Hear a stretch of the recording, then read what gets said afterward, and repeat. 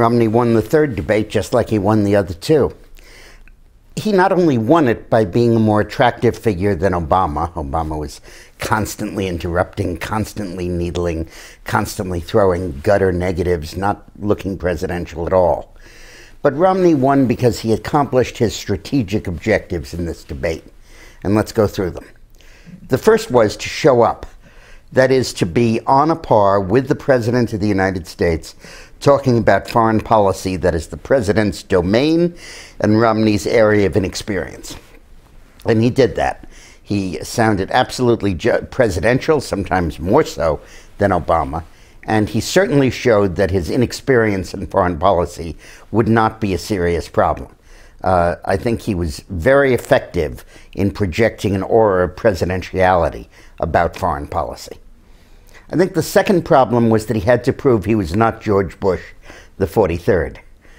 Women got to be very antagonistic to George Bush because they saw him as a shoot-from-the-hip cowboy, a warmonger, invade first, ask questions later, and they really turned on him over that.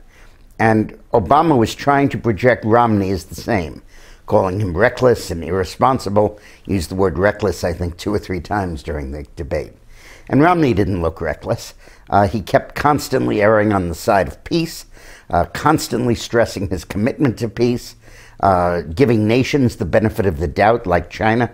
I almost gagged when Romney said China wants the world to be free and open. That's the last thing in the world the Chinese want. But I think that Romney really projected an image that will be very attractive to female voters and will continue his surge among women voters.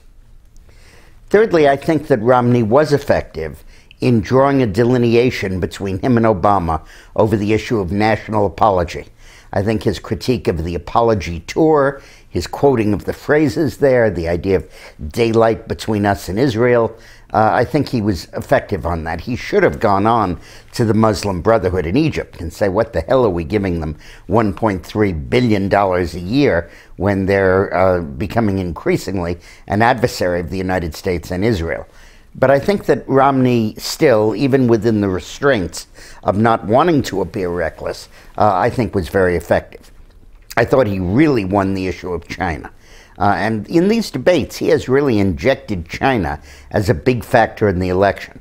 And Obama clearly was outclassed in that, and Romney went through a very prolific indictment.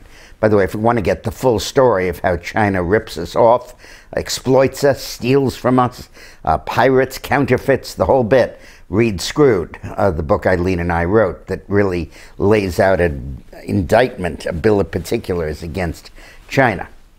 I thought Romney made the wrong decision in not going after Libya. I think that the American people know that Obama was not telling the truth when he said that this was caused by a video, and I think it showed him to be overly solicitous of the opinions of the Muslim world. And I think Romney let that issue go. I don't think he conveyed adequately the sense that this is a president that equates moral equivalency between Israel and the jihadists and the Muslim terrorists. I think that was a mistake. From Obama's point of view, I think he showed strength. I think that the image that he's a weak president was rebutted tonight. I think he came across strong and forceful, competent. I think his explanations of his policies were very well done. And I think that he certainly came across as somebody who knows exactly what he's doing. And whereas I was criticizing him for dithering on Iranian sanctions, which he did, he made it seem as if he was working diligently to put them in place, and it was a very complicated task. So I think he did well on that. But I also felt that he was swarmy in the way he got back at, kept going after Romney on personal attacks that had no place in the debate. And I thought Romney's answer was great. Personal attacks on me are not a form of leadership for the future, or not a plan for our country to grow. I thought that was very effective, and I think Obama really hurt himself. There was no question that the more likable person in that debate was Romney, the more presidential person was Romney, and the more Nixonian, really, was Obama.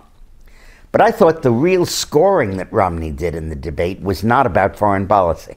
I think he was very wise to bring this debate back to domestic policy.